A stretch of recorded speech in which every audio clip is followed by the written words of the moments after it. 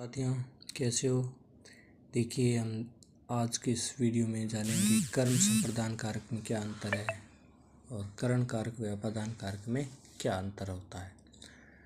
कर्म कारक में को का प्रभाव कर्म पर पड़ता है।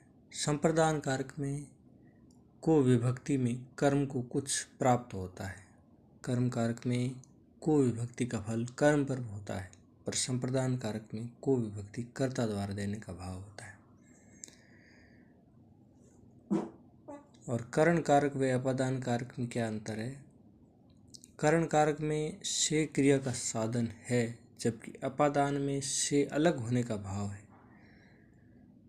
और नेक्स्ट है, करण कारक से क्रिया का फल प्राप्त होता है, जबकि अपादान कारक से तुलना, दूरी, डरने या सीखने का भाव होता है। ये कुछ बेसिक बातें थी जो हमें कर्म कारक और संप्रदान कारक और इसके अलावा करण कारक व अपादान कारक में अंतर सिखाती है।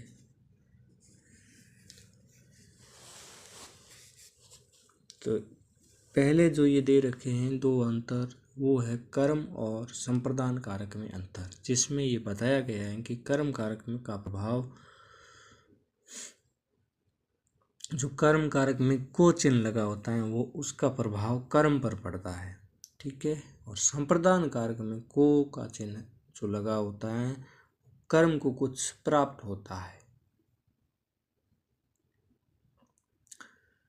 दूसरे में देखिए, कर्म कारक में को विभक्ति का फल कर्म पर पड़ता है, ठीक है।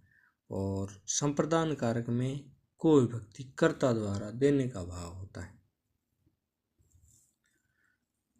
ये कुछ अंतर है। दूसरे में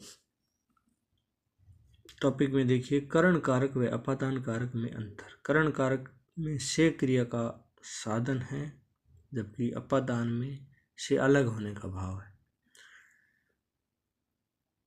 नेक्स्ट है, करण कारक से क्रिया का फल प्राप्त होता है करण कारक से, और अपादान कारक से तुलना, दूरी, डरने या सीखने का भाव पैदा होता है। मिलते हैं नेक्स्ट वीडियो में। संज्ञाओं की कारक रचना किस प्रकार से होती है इसके बारे में जानेंगे, और जानकारी अच्छी लगे तो मित्रों चैनल को सपोर्ट कीजिएगा। धन्यवाद।